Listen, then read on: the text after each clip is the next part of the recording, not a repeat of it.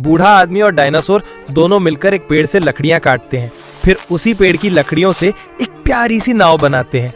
अब नाव बन जाती है। बूढ़ा आदमी और डायनासोर दोनों नाव से मछलियां पकड़ने जाते हैं।